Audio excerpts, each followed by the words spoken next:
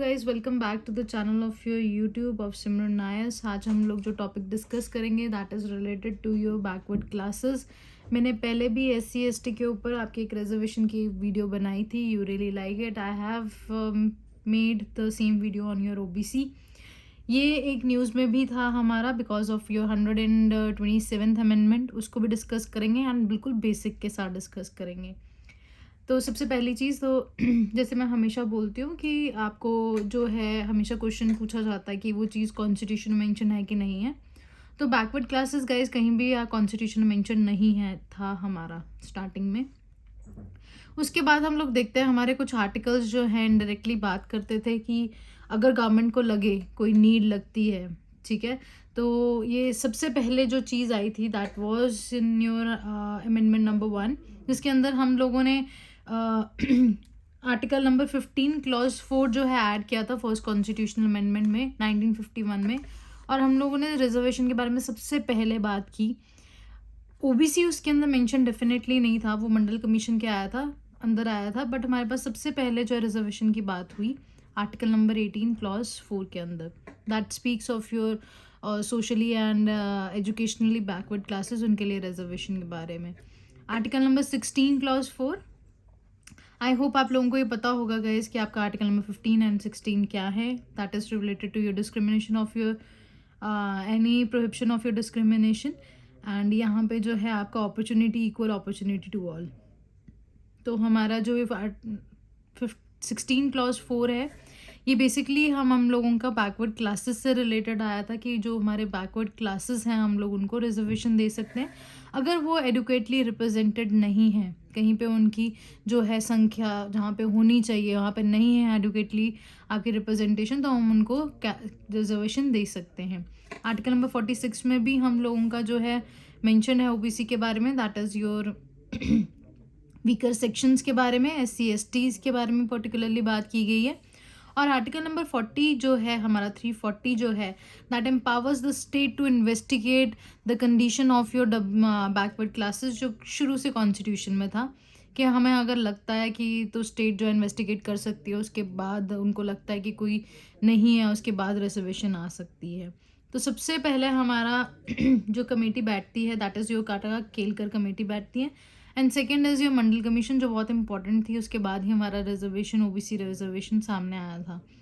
तो article number 1953 के अंदर हमारा जो काका केलकर कमेटी बैठी थी उसके अंदर जो है हमारा आर्टिकल नंबर 340 आया, हम लोग देखते हैं। और आर्टिकल नंबर 340 में बेसिकली यही बोला गया था, कहते हैं कि हम रिजर्वेशन तो देंगे हमारी बैकवर्ड क्लासेस को, पर क्या क्राइटेरिया होगा उस चीज़ का कि हम लोग SC ST और बैकवर्ड क्लासेस को हम लोग कैसे करेंगे। तो इसके ऊपर कोई ज़्यादा बड़ा कोई कंक्लूजन नहीं निकला था काका केलकर कमेटी के अंदर।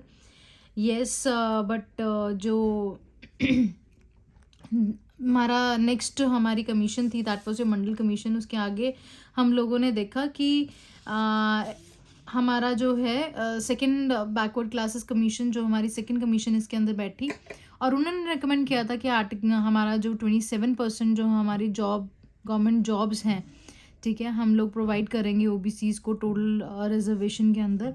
एंड गाइस आप लोगों को एक और वर्डिक्ट इसमें याद रखनी है कि जो हमारा इंदिरा साहनी केस है वहाँ पे स्पेसिफिकली मेंशन किया गया है कि जो रिजर्वेशन है that can not be exceed, जो टोटल रिजर्वेशन है SC के लिए भी, ST के लिए भी, OBC के लिए भी, EWS नया आया है, तो उसकी कभी भी सीलिंग जो है आपकी 50% से ऊपर नहीं जा सकती। रिजर्वेशन हमेशा जो है आपके 50% से कम ही रहेगा। तो ये हमारी जजमेंट थी जो इंदिरा साहनी केस के अंदर बोलेगी। हमारा गाइस जो आपका कमीशन था मंडल कमीशन, तो इन्होंने आपका जो है आर्टिकल नंबर 16 क्लॉज 4 के अंदर, ठीक है, रिजर्वेशन प्रोवाइड की। एंड फाइनली हम लोगों का मेंशन हुआ कि हम लोग जो है OBC कैटेगरी को रिजर्वेशन फेवर करेंगे, हम लोग जो एडुकेटली रिप्रेजेंट नहीं है। जो हमारी OBC कैटेगरीज हैं गाइज उसकी सर्टन कंडीशंस हैं कि वो एक नॉन क्रीमी लेयर के अंदर हों, वहाँ पे कोई प्रमोशन में रिजर्वेशन ना हो, ठीक है जी, और जो हमारी टोटल रिजर्वेशन है वो 50% से एक्सीड ना हो, और ये कैरी फॉरवर्ड रूल ना हो। अब ये जो हमारा है आपका, ये डिटेल में मैंने SC ST की आपकी वीडियो के अंदर डिटेल में डिस्कस किया हुआ है, you can refer the two that video.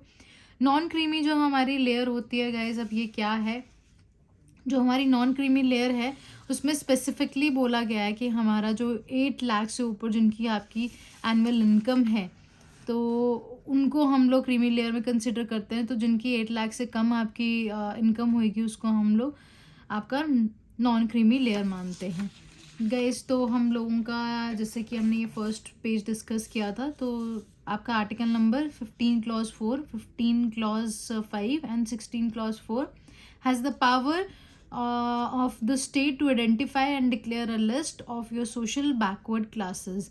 यहाँ पे स्टेट को एम्पावर किया गया था और आइडेंटिफाई करने के लिए कि आपके जो स्टेट के अंदर या आपके एरिया के अंदर जितनी भी सोशल बैकवर्ड क्लासेस उनको आइडेंटिफाई कीजिए। ठीक है, ये हमारे सारा कुछ हमारे जो आर्टिकल्स हैं आपके ओबीसी के बारे में थे। अब हम लोग देखते हैं कि धीरे धीरे हमारा जो ओबीसी था ये एक हमारा एक्ट था, स्टिट्यूट था, बट हम लोगों ने इसको 102 कॉन्स्टिट्यूशनल अमेंडमेंट के अंदर हम लोगों ने national commission for backward classes को एक हमने कॉन्स्टिट्यूशनल स्टेटस प्रोवाइड किया अंडर आर्टिकल नंबर 338B। ठीक है, हमारा 338 जो था that is national commission for SC, 33A जो है that is national commission for ST, और 33B जो हम लोगों ने लेटेस्ट में ऐड किया 2018 में that is your national commission for your backward classes. And इसके आगे हम लोगों ने इसी अमेंडमेंट के अंदर हमने एक और आर्टिकल ऐड किया that is article number 342A, जिसके अंदर ये स्पेसिफिकली बताया गया कि जो प्रेसिडेंट है वो कंसल्ट करेगा गवर्नर को और वो स्पेसिफिकली बताएंगे, स्पेसिफाई करेंगे कौन सी सोशल बैकवर्ड क्लास जो है किसको हम लोग आपका रिजर्वेशन प्रोवाइड करेंगे।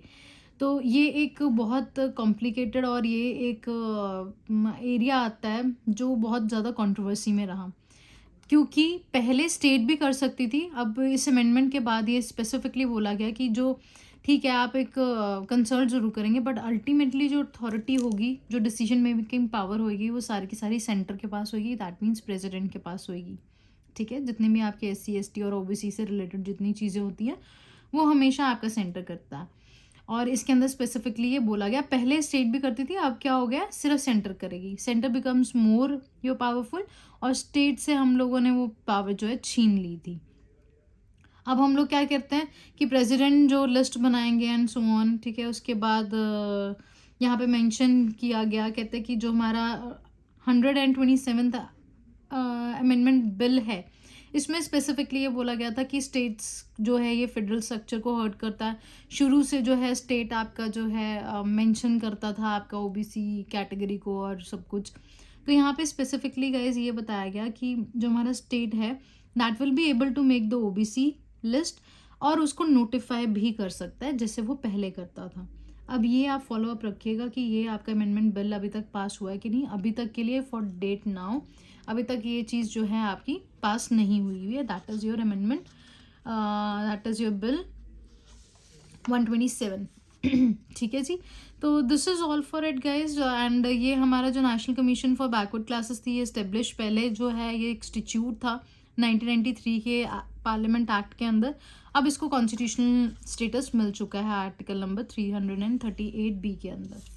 एंड हम लोगों का दैट इज़ योर इकोनॉमिकली जो वीकर सेक्शंस हैं हमारे गाइज। तो अब इसमें आर्टिकल्स आप लोगों को याद रखने कि OBC के अंदर जो हमारे आर्टिकल्स थे वो 15(4) एंड 15(5) और 16(4) थे, और यहाँ पे जो है that is your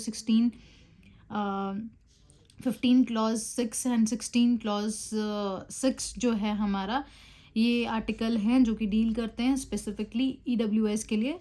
and comment section में बताइए कि ये किस अमेंडमेंट के अंदर हम लोगों ने ऐड किया कॉन्स्टिट्यूशन में, दैट्स रियली इम्पॉर्टेंट। ये लेटेस्ट हम लोगों की अमेंडमेंट है, राइट। अब ये जो है आपका 10% रिजर्वेशन हम लोग प्रोवाइड करते हैं इसके अंदर आपके गवर्नमेंट जॉब्स, एजुकेशनल इंस्टीट्यूशंस जो कि अनरिजर्व कैटेगरी है। अमेंडमेंट ये जो आपकी आई हैं you can read end of course that is mention that is your article number. Total जो है हमारी आज तक की जो कॉन्स्टिट्यूशन अमेंडमेंट हुई है 104 हुई है, and this is your article number 12103। तो आपके सामने आंसर आ ही गया है। So this is all for it guys. Thank you so much, and this is a part of your Learn by Maps Polity. You can purchase it from the website and even from the WhatsApp number. Thank you so much guys. God bless you.